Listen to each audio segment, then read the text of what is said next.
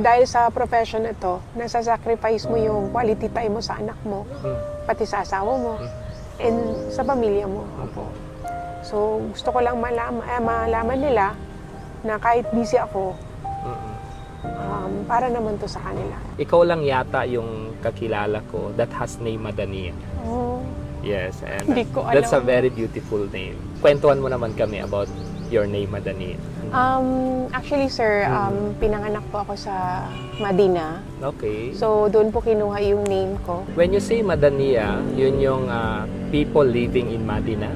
I don't know, sir, pero ang sabi nila, ang Madania daw meaning civilized. Okay. Opo. Okay. Speaking of that, tumira kayo sa Madina. Siguro po, sila mamang papang. Then, mga after 3 months po, bumalik na po kami ng Pinas. Inuwi na po nila kami dito. Okay. Ano yung hanap buhay, if I may ask, ng mga magulang mo?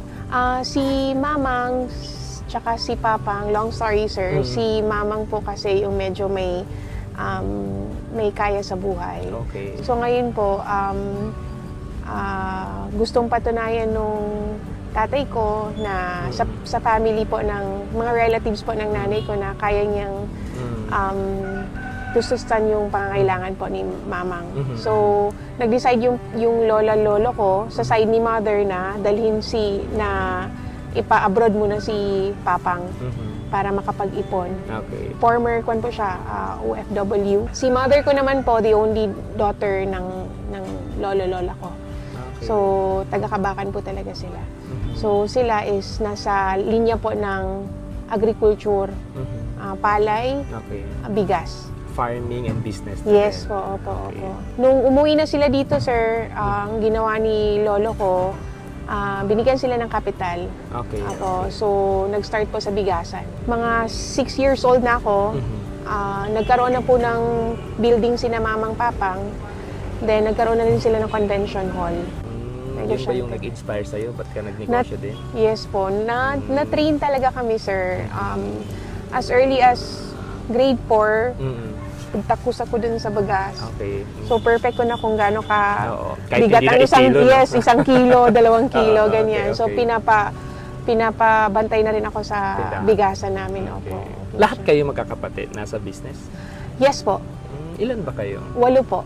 8. Kaya po 8 Dami rin. Avenue siya, sir. Okay. Yun, Yes. itatanong ko si sana yun. Opo, Kasi opo. I was thinking na parang street siya or ano, pero 8th Avenue. No? Yes, Ganda rin sir. ng numero, Infinity. Yes po. Diba? You took several courses, di ba? First course mo was, First course ko, sir, is sa Ateneo pa. okay. Then, that was management accounting. Okay, okay. Then, there was an offer, sir, na mag-Malaysia. Oo. So, iniwan ko yung course ko sa Ateneo. Hindi mo natapos yun? Hindi ko pa muna tinapos, sir. Okay. Then, pagkatapos nun, sir, pumunta ako ng Malaysia. So, 2 years din po. Pinapunta nila ako ng Malaysia, sir, kasi pasaway din ako before. Oh. Hindi po ako naghihijab. Okay. So, parang yun yung way na Oo, magbalik madisiplina. loob. Yes. Opo, Okay, opo. okay. Sa Kabakan kasi, sir, majority Christian. So, lahat ng mga staff sa bahay, puros Christian din. So, yung Oo. influence no, ng Yes. environment. Opo, opo. Sa Malaysia, you took up Economics po. 2 years. 2 years din po, sir. So, after ko doon, sir, bumalik ako ng Ateneo. Tinapos ko po yung naiwan ko na 2 years doon. Okay. So, So, dalawang course na natapos mo. Yes po, sir. Opo. Na-experience mo bang magtrabaho or diretsong business ka na? Nagtrabaho, sir. Nung nasa Malaysia po ako, sir, ang klase po kasi namin is Monday, Tuesday, Wednesday lang. Then Thursday, sir, parang morning lang siya. So, ang ginagawa ko, sir, Friday, Saturday, Sunday, although scholars po kami that time, wala kasing ginagawa. So, nag-part-time ka? Nag-part-time po ako. So, paggabi po, after ng klase ko, nasa kantin po kami ng dorm. Yung dorm kasi namin, sir, nasa 5 building, Okay. na 5 floors. Okay. So, meron siyang sariling kantin. Okay. So, doon po ako nagka-cashier. Opo, nagka-cashier. So, pag Sabado-Linggo po, nag-work naman ako sa KLCC, sa Burger King. Okay. So, before nun, sir, nagpapak lang po ako ng, anong tawag dito, burger. Okay. Oo, tapos nakita nila na medyo magaling tayo mag-English. Okay. So, pinunta po nila kami sa Sa may counter na po. Okay. Nagkaka-share na rin po. Okay. Then, pagbalik ko dito, sir, after graduation, syempre, may alam mo yung mga fresh graduates, sir, na may kayabangan po talaga. Okay, Oo. okay. Pag nakatapos na, akala mo kung sino. So, that was me also before. Opo. So, sabi ko, okay, Ateneo graduate ako. Kaya ko na. Ganyan. Okay. So, sabi ng tatay ko, start ka muna sa maliit. Okay. Oo. Sabi ko, no, pang. Ito ang pag-aralan namin, ganyan. Okay, okay. So, ngayon, sir, nakapag-negosyo po kami ng Davao. So, sa labas po mismo ng Ateneo, Okay. sa may Jacinto Gate, nagbebenta kami ni Mansor. Mag-asawa na po Asawa kami. mo, Yes okay. po. Nagbebenta po kami ng one-piece fried chicken at saka sisig. Grabe yung buhay namin that time. Like, walang tulog. Mamadian, mahirap pa siyang magluto. kainan, eh. Opo, opo. So, amoy kusina talaga. Yes. So, matagal din ako nagka-baby, sir. Kasi nabisi kami talaga. Opo. Pero dumating sa point po na nalugi kami. Opo. So, na-bankrupt talaga. Mahirap yun. Opo. First business mo pa. Yes, Diba? yes. Nakaka-relate ako. When we close our first business, parang habang tinatanggal natin yung mga parts ng negosyo, mangiyak-ngiyak pa kami Opo. kasi alam yung pinagtagpi-tagpi mo yan. Opo, opo. So, how about you? Nakakahiya. Oo, kasi syempre, ang yabang-yabang mo. Tapos, tinaka ng tatay mo, naku, alam mo yon. Syempre, panganay ako, sir, eh. So, expectation talagang malaki. Sabi pa ng tatay ko, paano doon ikinalugi, no? Di ka din gani pagkapamasa sa balgasan ka, di ka din gani ganito, ganyan. Tapos, wala pala kayong kita. Pero Oo. part kasi talaga yun ng business. No? Opo. Kung babalikan mo yung experience na yun, paano yun nag-shape to who you are right now? Naging mapagkumbaba, sir. Opo. Hindi lang pala sukatan kung saan ka nakatapos at kung nakatapos ka. It's all about diskarte talaga. Opo. Ngayon kasi is very known ka with 8th Avenue, no? Styles and events. Paano to nag-start? High school pa lang ako, mahilig na ako mag-decor sa school. Opo. Okay. So, lahat ng gamit ni mamang sa bahay, dinadala ko. Student kwan kasi ako, sir, leader din. So, kapag may event sa Notre Dame, panahon kasi natin, sir, pag may event, tayo mismo yung nagde-decor sa mga events. Unlike ngayon na nag-hire na lang. Oo.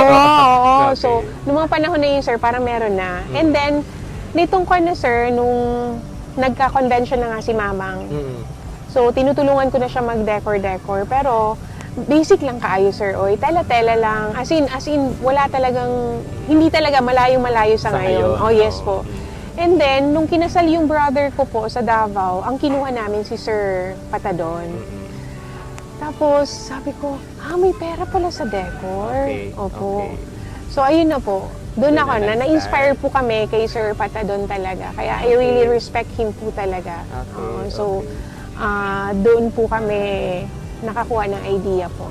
Pero dati pa, meron ka ng pagka-artist, no? Yes po, Yeah, actually, diba? sir, opo. Ilang taon ng 8th Avenue ngayon? Nasa 16 years na.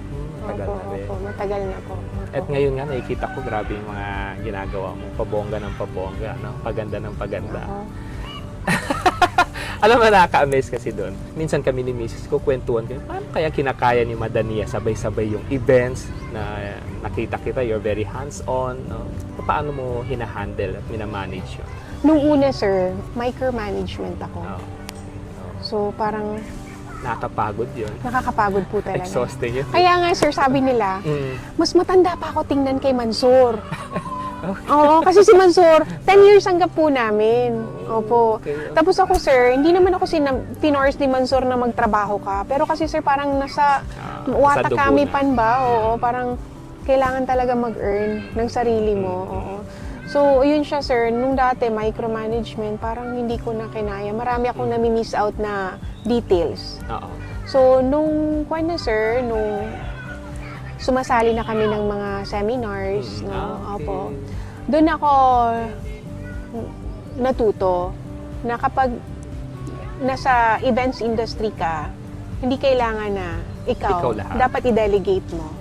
Okay. Then ikaw na may-ari, ikaw yung magpo-foresee kung tama yung ginagawa nila. Then ikaw mag-a-address.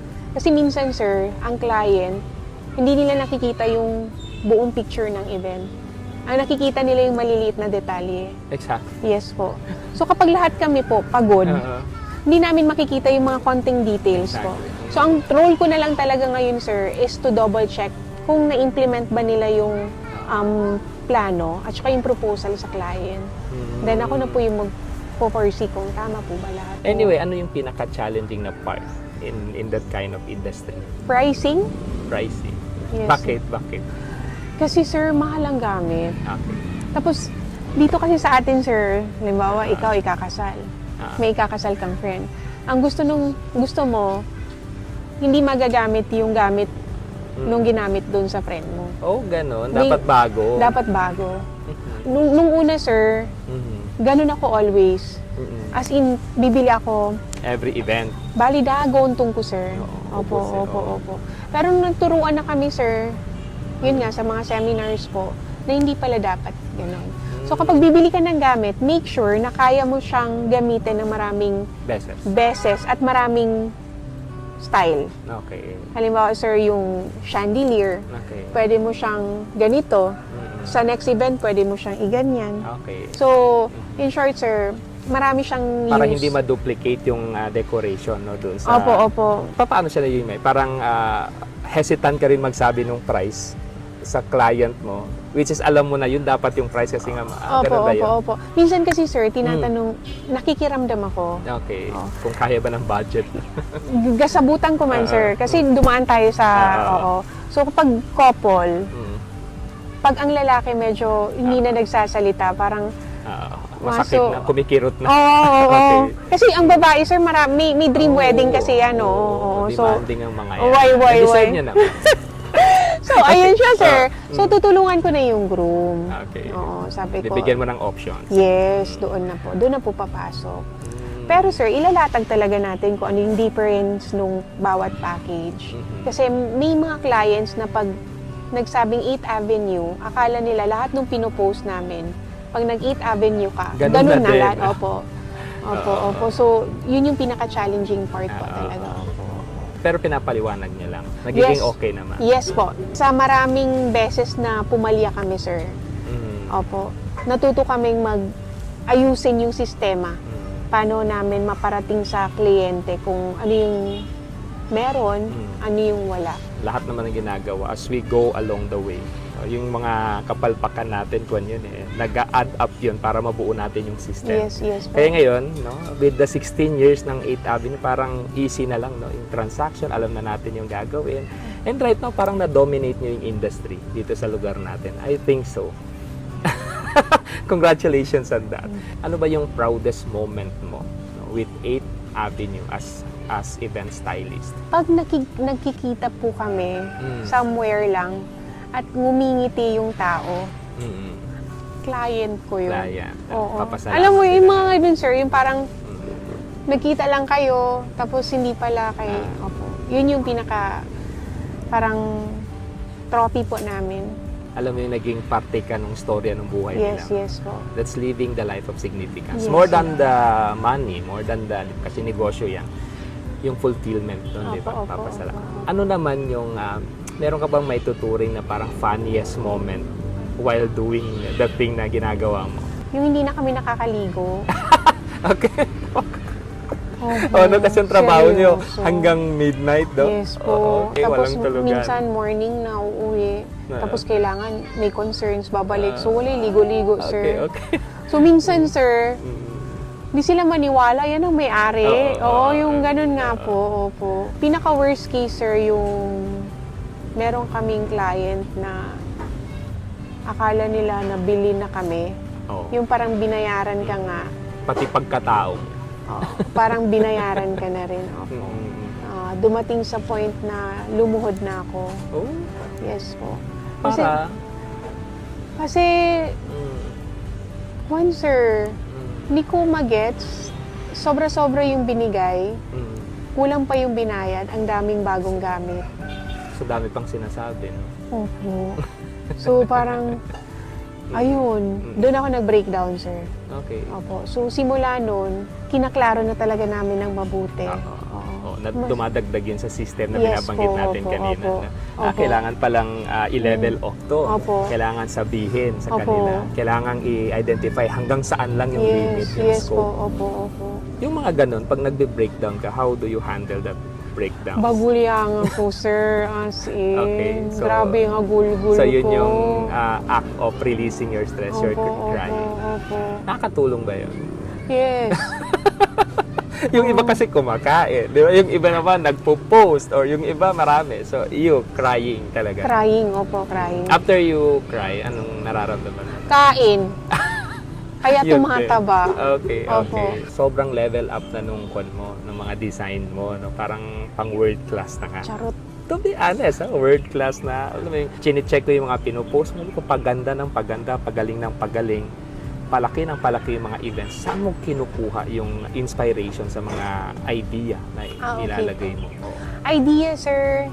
Hindi naman bawal kumopya. Pero I make sure, sir, hindi ako kokopya within the same target market, Okay. within same demographics po. Okay. So, dapat Outside. kung Davao, kakopya ko Davao. Hindi pwedeng sa North Cotabato, hindi pwedeng sa Cotabato City. Then you modify. Yes po. Mm. So, hindi ko masasabing original ko po yun. Opo. Mhm.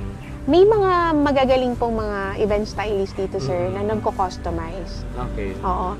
Pero sumegway na kasi ako sa customized po na events kasi kinakain yung oras ko. Mm. And marami akong events kagaya sa Kabakan, sir. Yung catering kasi natin doon, sir. Minsan sa isang araw, 6. Sabay-sabay. So parang Hindi di na gagaga kinakaya. ng utak. Mhm. So pagdating sa customize, Out ka na doon. out na ako. Lalo na pag birthdays po, sir. Hindi na Pero talaga good ako. problem yun, no? Yung hindi mo na mapagkasya sa oras mo yung mga bookings. Kasi I believe nung nag-uumpisa ka, we are longing for sana may mag-book. Uy! Minamarket pa natin Bantang! yan, ino-offer pa natin yan. Oy, Until opo. such time na dumating na, naku, paano ba to? Paano natin to i-handle? Opo, Good opo. problem pa rin, no? Opo, So, opo. blessing pa rin. Yes, yes. Kung merong tao na alam mo na who have sacrificed so much for you and para sa success ng ginagawa mo ngayon, sino yung tao na yun? Marami sila, sir. Oo. Pero Top 3 na top lang. 3, Mm, tatay ko po, okay. nanay ko, tsaka lola ko. Okay. Opo. Mapapanood nila yung video na to eh. Baka may gusto kang sabihin sa kanila.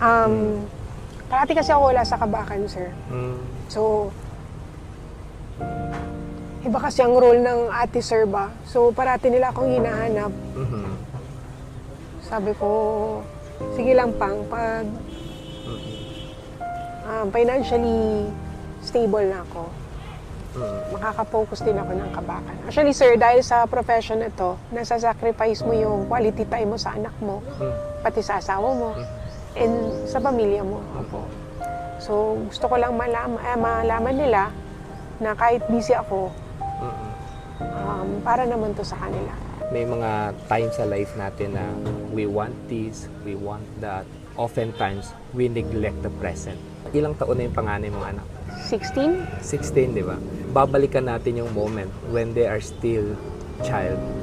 Marirealize natin, mahirap yung buhay dati, but that was the best time of my life. Di ba? So parang ngayon, minsan may mga nanineglect tayo in the present. Pero in the coming years, marirealize natin, it's the best time of my life. So how do you plan to manage that? Na tuloy-tuloy pa rin yung growth ng 8th Avenue, but still, your time with your family, masisecure mo pa rin siya. Ngayon, sir, before kasi, like, pag styling, Mm. kikiter kami ng sa isang araw, 5. Oh, grabe. Tapos everyday. Ngayon, sir, Mm. hindi na. Tinatanggihan mo na. Hindi na. Ito lang. Okay. So Kasi may limit mahirap pala maningil ang katawan, number 1. exactly. Opo. Tapos, sir, dumaan din ako sa na. Mm. marital, alam mo na. Mm. Oo, sir. So, nag-asawa si Mansur before. Mm.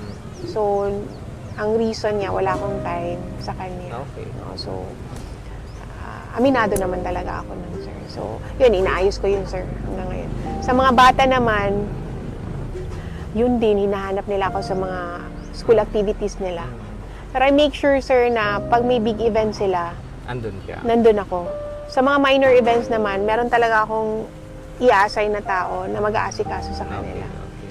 Sabi ko, hindi nyo pa ma-appreciate ngayon, pero Mm. inshallah pa, maintindihan niya rin. Okay. Opo, yun. Take all of your experience, both personal, work, business, family, ano yung pinaka natutunan mo sa life? Dapat maging mapagkumbaba pa rin, sir.